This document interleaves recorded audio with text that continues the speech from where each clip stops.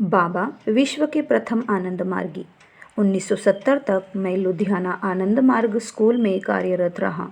प्रधानाचार्य के साथ साथ डायोसिस सचिव का भी अतिरिक्त कार्यभार मेरे ऊपर था। डब्ल्यूटी के रूप में यह मेरी पहली नियुक्ति थी।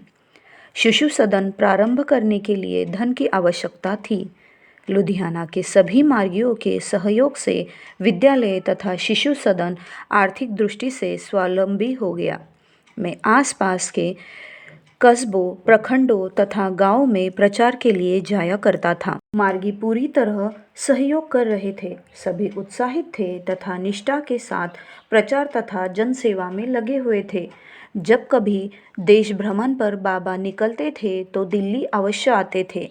इस बार मैं दर्शन हेतु दिल्ली आया। बाबा के पीए से यह संदेश भिजवाया कि जब से आचार्य बना हूँ बाबा का दर्शन नहीं हुआ है, इसीलिए मैं उनसे मिलना चाहता हूँ। पीए दादा ने मेरे अनुरोध को बाबा तक पहुँचा दिया। बाबा ने भी कृपा कर मिलने की अनुमति दे दी। संध्या समय बाबा अपने कमरे में कुर्सी पर बैठे थे। मैं साष्टांग प्रणाम कर उनके चरणों में बैठकर चरण सेवा करने लगा। बाबा के युगल चरण फूल के पंखुड़ियों जैसे कोमल थे। चंदन की भीनी भीनी खुशबू उत्सारित हो रही थी।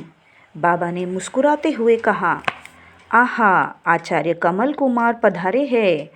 बाबा ने ऐसा इसीलिए कहा कि आचार्य बनने के बाद पहली बार मैं उनसे मिल रहा था। फिर बाबा हंसी बिखेरते हुए कहे, तुम तो आचार्य बन गए, मैं तो आचार्य भी नहीं बन पाया।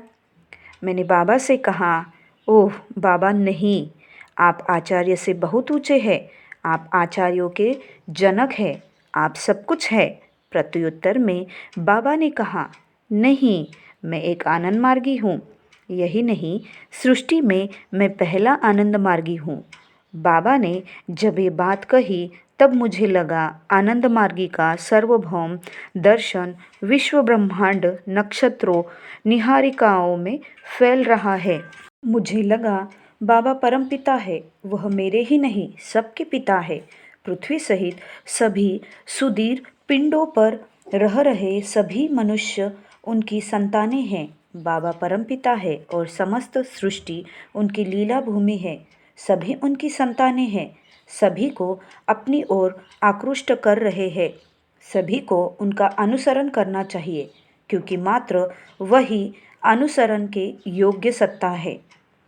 संसार की कोई शक्ति मेरे बच्चों को मुझसे अलग नहीं कर सकती। प्रलय के बाद महाशून्य में भी मैं उनके साथ रहूँगा। बाबा।